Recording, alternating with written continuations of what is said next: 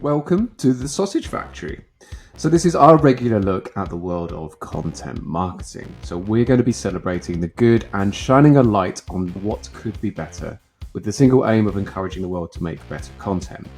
So some introductions for you. I'm Matt Laborn. I'm a performance marketer and founder of Rockee, a content feedback platform. And I'm Mark Willis, creative director and copywriter, and the person to blame for what you keep calling the over-indexing of sausage in this whole project.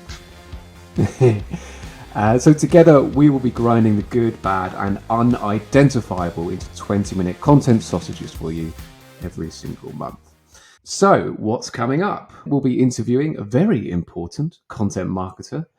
And then we're going to introduce you to a couple of our regular features. Feedback will obviously be welcome on how good they are, of course. The first one is where we celebrate a true content marketing classic in Matt's Bangers. And the second is the opposite, where we're going to be introducing you to something called the Sausage of Death, where we celebrate perhaps not so good piece of content. And we try and dive into why that may be. But before we get into all of that good stuff, here's a short message from our sponsor. The Sausage Factory is brought to you by Rockee, the content feedback platform. Rockee will allow you to take the guesswork out of content performance with feedback from the people who matter most, and that is your audience. So find out what works and what doesn't and start making amazing content with Rockee. We better get back to the factory then. Obviously, we're in an imaginary sausage factory, so we've grinded all our ingredients and now we're going to blend them together. And that's the part of the show where we talk to a really exciting special guest, a content marketing luminary or celebrity. But this is the first podcast, and not because we couldn't find anybody else, but because it's the first one. You're in the chair. So we're going to interview you, find out a little bit more about you, what this whole sausage factory thing is. But before we get to that, we've got the very important business of a little sausage quiz.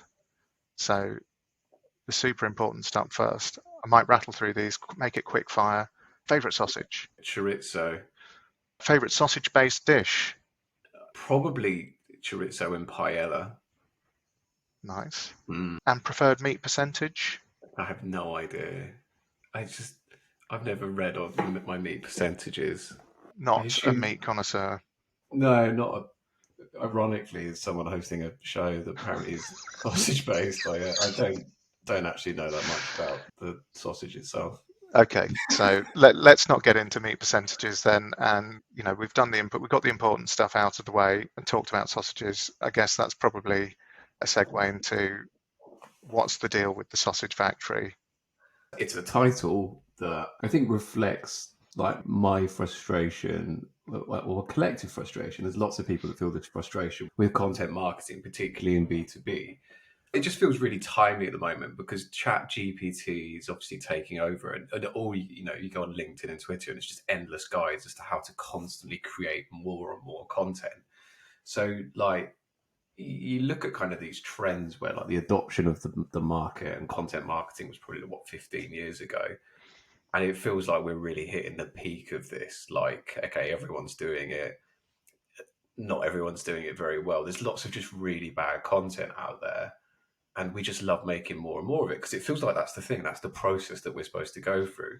And I just feel like there's a bit of it that's lost its way.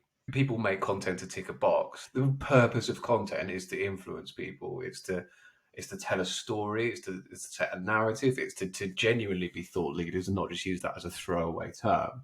Like, content is there to influence and drive engagement. And a lot of content is driven by the wrong behaviors now. So, like, an obsession with like keyword ranking, an obsession with trying to, I don't know, soup up social media engagement by like giving it a kind of a clickbaity headline, like 7 reasons why you should listen to me talk about X. There's just a lot of crap that seeped in amongst everything else. Where's your head with it?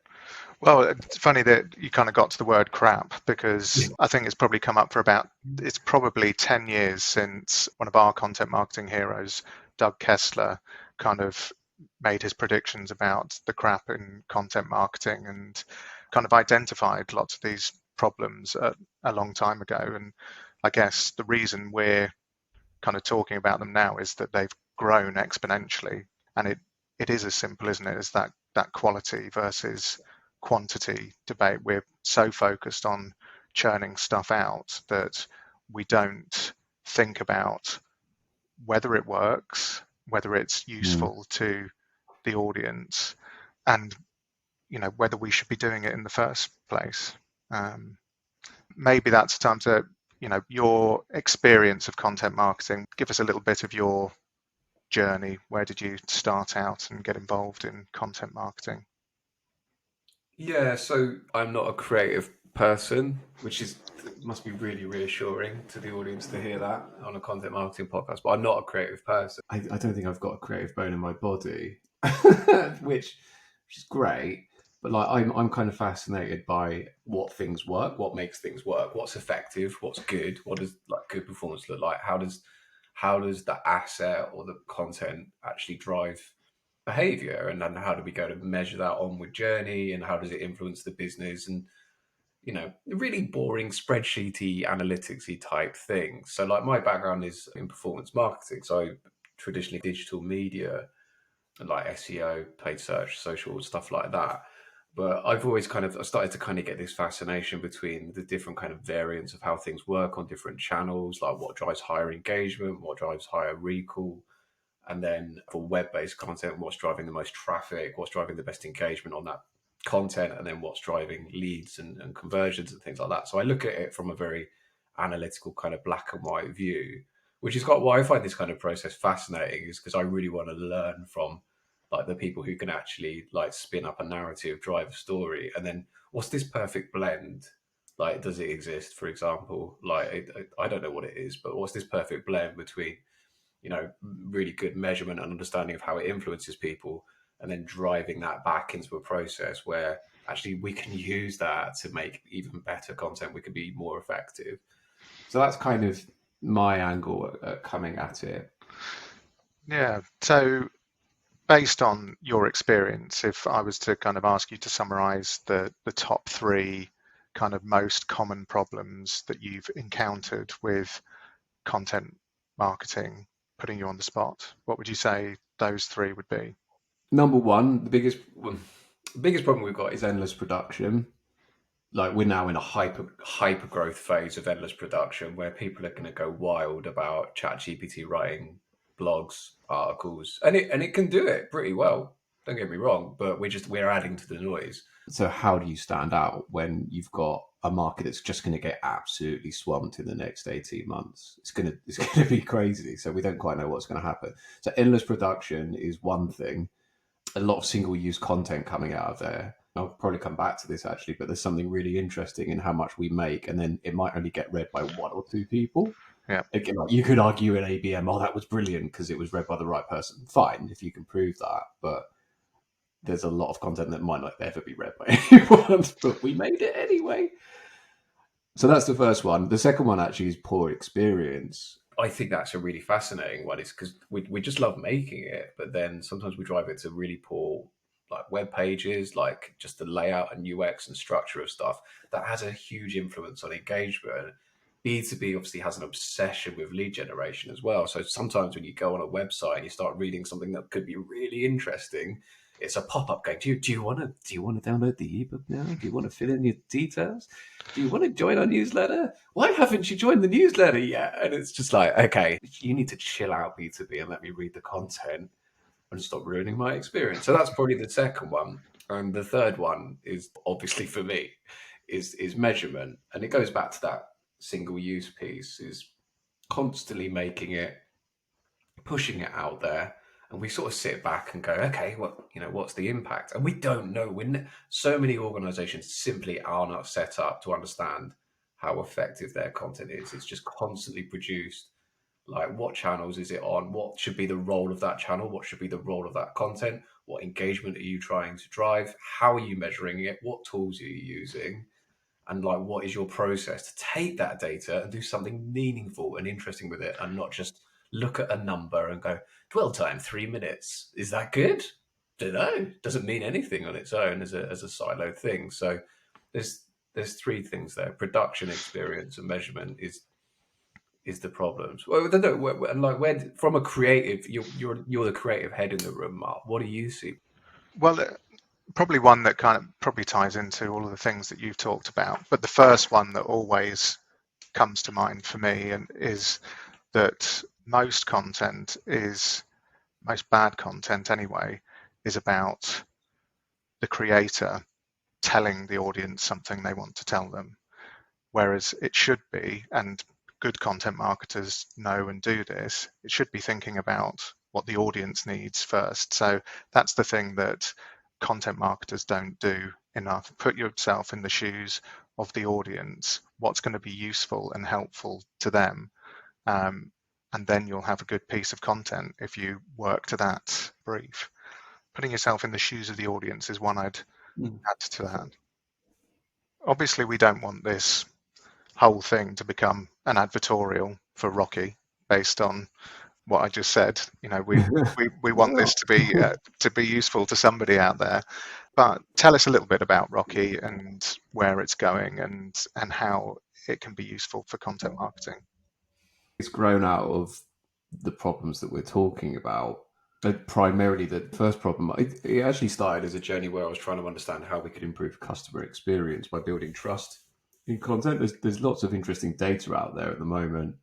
Like the buyer journey now is more complicated than ever in B2B. Like there's something crazy like 20, 30 touch points that people go on across different channels. And one of the things that's suffering is vendor created content, because vendor created content has just been used as a lead gen thing. It's like, how can I just drive as many conversions of a gated ebook or a download X or Y that I possibly can? And Rockee actually started as a way of trying to build trust in those types of things. So our initial hypothesis was, well, if we can get people to leave ratings and reviews of that content, we could use it as a trust signal when people land on those pages to increase engagement and conversion, which felt like a really good starting point because we're helping improve customer experience. But actually, it's not the bigger problem. The bigger problem was very much around marketers don't know what good content is. So like the quote that came back from every single person we spoke to when we're trying to validate the platform was, at the moment, I look at analytics, I look at, I don't know, CRM, marketing automation data, and I look at the numbers and then I guess. I just guess. I have a hunch what the numbers tell me, like a high dwell time or a low bounce rate, and I guess how things have performed. Like, if you're guessing how well content has performed, is that a great brief for your creative team? Like, this blog was good, we think, because people stayed on the page for a long time. It's just kind of nonsense. So, like, we've got a problem as marketers in understanding what effective looks like. There is a lot the numbers can tell us, but there is a missing piece there is the why behind the numbers. Why is that number interesting? And the only way we can do that is by getting feedback and by getting a qualitative accompaniment. Oh, I've made it sound like a little dinner there. Little accompaniment. If we could get something from the reader, which is actually, yeah, this was helpful. This was a really helpful piece of content, but it was missing a source. I don't know what your references were, or you need to show examples of how this is actually put into practice. That's actually incredibly valuable for creative teams and for SEO teams to go, actually, we need to just adapt, optimize the content. And we're starting to get a feel about what works and what doesn't. And that's kind of where Rockee's started to get to. That was a really long answer to a very short question. That's what the journey looks like at the moment. So it's early stages, but we're just, we're trying to kind of figure out what that perfect qual and quant blend looks like. Yeah, and it does take us into like an important subject, which is feedback. And obviously, we believe in the power of feedback. And in doing this, we've said all the way along that we won't know if it's any good until we get some feedback from the audience, if there is one. Like when we talk about feedback in content marketing, what makes good feedback and what's kind of not good feedback in your opinion? What can you work with? What's helpful? Yeah, I don't think it has to be necessarily a complicated process, but feedback has to give you input and insight from people who are experts in that particular space or on that particular topic to help kind of validate what you're doing. So not every content writer is necessarily a full-time expert in the thing they're doing. If you're writing about cloud infrastructure or IoT or something like that, it's very difficult for that person to know they're on the right lines or not. And I think it's vital that in the kind of process to start creating that content, they get feedback from that expert to just kind of validate the narrative, the direction, the data, whatever it may be, just to make sure things are right. And I also see there's another role at the end of the process where the audience are giving feedback as well. Like, this was helpful. This helped me solve a problem. This answered my question. And you've got this nice little loop that starts to emerge, which is, well, actually, this is a good way of actually driving a very quality kind of narrative throughout the content process. And like, I'm curious, like from a creative perspective, like how, I don't know enough about this. Like, how do you see it? Well, just picking up on something you said, because you were talking about getting feedback at the start of the process there as well, aren't you? So a lot of the time in the creation process, potentially people get feedback on the work at the wrong time, like that expert feedback that you're talking about. That would be really useful, on a brief or at the start as input in at the start, so that the person creating the content, if they're not an expert in that particular area, can create something that we think is in the ballpark. And then, as you're saying, you need the validation of the person that it's supposed to be helping. So our hypothesis would be, based on what this experts told us that we need to talk about, that this is going to work for them. But then there might be something that we've completely overlooked. I think, just from a personal perspective, that's always going to be the most useful feedback, is probably the negative, in that something constructive that says, do you know what, this article, this video, this blog, whatever, was fine, but actually you skirted over the main issue and you went into more detail on this thing that I'm not particularly interested in, or the language was far too technical or not technical enough. And getting that from the audience allows you to create something, ideally change that piece of content, make it better, iterate, but it gives you and your team some lessons for the next time you create something. Do you think there's like a problem sometimes in the process at the beginning where internally at organisations, obviously there's always lots of cooks, lots of chefs involved in the mix. What's the best way for a writer to actually kind of validate good feedback from bad feedback? What should a creator look to do to try and make sure they're getting the right information? I think the first thing, going back to that point about putting yourself in the audience's shoes, is like the way that lots of content comes about is often the wrong way. Somebody thinks something is important and it's important to them, so they decide they're going to create a piece of content about it. We want, as I said before, we want to tell people this thing, and it's always got to be done through the lens of, well, the person you're targeting, are they interested in that? Do they need to find out more about that thing? As I said earlier on, good content marketers are a lot better at doing that. The research that goes into it now, where you can, I forget what the site is, it asks the public or whatever, you can see the Yeah. questions that people are asking. And if you're, creating content to meet an audience need, that's the best thing that you can do in the beginning. Obviously, that sometimes comes with conversations to steer people away who might have different agendas. So get it again, all comes back to thinking of the audience. Cool. That makes Uh, sense. I guess just kind of building from that, we're making content as well. We're making the Yeah. sausage factory, and Mm. are we contributing to the crap, I guess, is the question that's probably been going through both of our heads and probably still is. Yeah, it's a slightly terrifying prospect sitting in your house with a little microphone and going, "I'm now I'm now making a podcast." Quite possibly, to answer your question, that this is contributing to that noise. But that's kind of I don't know, the transparency that we kind of want to do things. It's like this podcast and what we're trying to do with Rockee is all about, how can we start to separate the good from the bad? Like, makes it sound like a superhero movie, but it really isn't.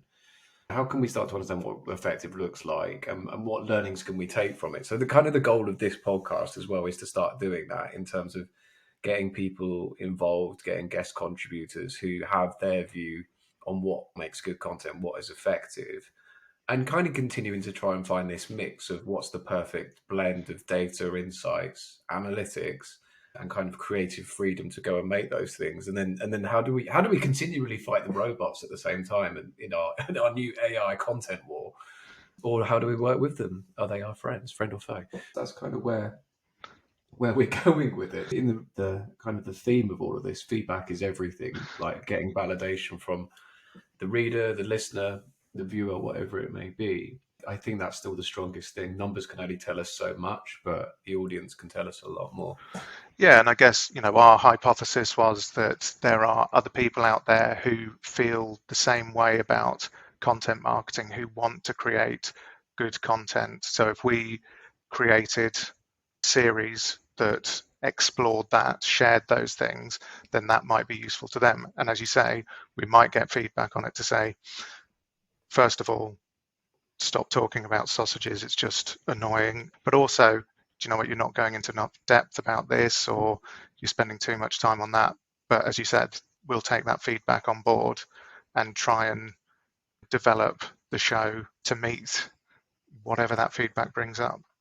That is a direct call out to the listener. So if any of these features are absolutely bomb and you hate them, please tell us. And then we can keep a tally chart of who created the feature, whether it was me or Mark, and then apportion blame appropriately to whoever did that piece of work. I don't think that's the best way of doing it, isn't it? That's probably not the best advice. No. This is just your way of getting rid of the sausage analogy, isn't it? Let the audience decide. Play Roman Emperor and kill the sausage. Margaret? Margaret, where are you? I need to talk to you. Why, Peter, I'm here. I'm sat in the same room as you, and I have been the whole time. Ah, sorry, darling. Darling, I'm worried. I fear I may lose my job at the content agency. They're telling me my dwell times are down and my bounce rate is high, and quite frankly, I'm simply guessing looking at all these numbers as to what people really think of my work. Why, Peter, you are silly. Have you thought about asking your audience? Why, Margaret, how would I do such a thing? Well, there's a tool for it. It's called Rockee. It allows you to identify your audience with custom questions. You can get ratings, and you can get feedback on all of your content, and you can use those insights to make even better content for those people, Peter. It's basically the missing metric that we've all been looking for. Why, Margaret, that sounds fabulous. How would I go about such a thing? Well, it's free, Peter, for 14 days, and packages start at just $29.95. I suggest you give it a try, or we'll all be out on the street, won't we, darling? Yes, Margaret. Quite. So there we have it, some shameless self-promotion with that little Rockee advert. So what's that sound? It's the sound of Matt's bangers. So this is the positive bit. Despite what we've told you, that it is all cynical marketing bollocks, that's not necessarily the case. There are people out there who make amazing content day in, day out that have had a huge influence. We want to celebrate those people, their work, and what it's doing as well for their audiences. Because at some point, we're all the audience for someone's content marketing. So this is a segment where we want to kind of celebrate those bits and pieces. Also, like if you have something that you've seen, you've read, you've heard, whatever it may be, please send it in. We'd love to hear your contributions to a piece of content that has really influenced you, or you just loved how it was delivered and what it stood for. We really want to celebrate those examples. So this week, we're going to start off with a classic banger. And Mark, talk us through it. What have you found? This is a true content marketing classic, and most people will be familiar with this. It's the Michelin Guide. So originally that was a guide to motoring, had loads of car type stuff in there, and it was designed to get more people on the roads. I think it came out in about 1900, probably about 3,000 cars or so in France at the time. Michelin obviously want people to get out on the road, use their tyres, and that's where it started, this guide to motoring, and now it's kind of the definitive guide to the quality of restaurants. And this goes back to what we were saying. It works on the very simple premise of finding something that's going to be useful to the audience. People read the guides, they get out and about, use their cars. That creates more need for tyres. And when they need a tyre, what brand comes to mind? Well, it's the Michelin one, because it's famous across the world because of this guide. So obviously that's kind of evolved over the years. It started out free. Now they actually charge people for it, which shows how good the content is. And it is one of the most famous and most quoted kind of pieces of content marketing and the origins of content marketing, along with The Furrow, which is the John Deere tractor magazine, which does a similar thing but is more farmy. A celebration, a 3-star Matt banger for the Michelin Guide. But as you said, like we just wanted to get the ball rolling. So we've used like a really obvious one, but this section every week we want to be celebrating a piece of content that somebody in the audience has found, and it'll get them Matt's bangers. Hopefully that's more of a reward than it sounds. I'd never heard that story until you told me that, like probably 2 or 3 years ago, and I was like, I never joined the dots together on that. But I just love how that actually does so many different jobs for that brand, where it's like actually it's like a weird measure of quality as well that you could actually link back to tires. And it's just like how did they manage that? It feels like classic ad man and ad woman type stuff where they've really joined together lots of different dots. So yeah, I love that. Yeah, I mean, even the stars in Michelin stars were originally kind of tied to journeys. So I think 1 star was like a worth stopping for, and then I can't remember what number 2 was, but 3 stars was worth making a special trip to go and see. That's obviously the positive, the kind of celebration of great content marketing with a classic. Obviously, we're more at home with cynical nonsense. So our final feature is sausage of death. So might need a little bit of explanation. It turns out that the Danish slang for something that's really boring is dodenspølse, probably pronouncing that completely wrong, which translates roughly as sausage of death. So that's going to be our nice uplifting way of kind of finishing the show. We're going to award one interminably dull piece of content or ineffective piece of content, the dodenspølse title. I think originally this section was going to be called ebook of the week or something like that. So you can kind of see where we're going with it. You know, you get to award this week the inaugural sausage of death, Matt. So what have you gone for? This is a real honor. I'm truly excited about this. I don't want to like lambaste like the actual team that necessarily created this, but this is an example of just kind of a really, I don't know, just like a slightly lazy bit of marketing. I love looking up bits of data and research and statistics and stuff to kind of help validate a point or to, you know, just check I'm right on a benchmark or something like that. So quite often, like I'll look up something like called the state of, because I want to get the state of a thing. So I looked up the state of digital, the absolute state of digital marketing 2022. You should have seen it compared to the state of digital marketing 2019. There's a big difference, but the state of digital 2022. And I found this article, which was behind a gated page, and I could do a whole podcast about gated content, as I'm sure you can tell. But it said, you know, you get all the latest stats and things like that. Okay, that sounds great. In this infographic, I'm like, huh. So I've got to fill out a gate. I've got to give you my contact information for an infographic. And I was like, maybe they've got it wrong. It's not really an infographic. So I put in my fake name into the into the thing because I didn't want to give them my real name because they'll only ring me. So I gave them a fake name. I can't remember what it was. I think I was like, I called myself like Danny Rust or something from Danny Rust Industries, and then put an American phone number. So Danny, if there's someone out there called Danny Rust, I apologise. But I downloaded it, and it literally was an infographic with 8 stats. Just 8 different stats. You could probably find this if you Googled State of Digital Marketing 2022. It was just a bunch of stats. No one had bothered writing up what the stats meant. There was no narrative between any of these facts and figures.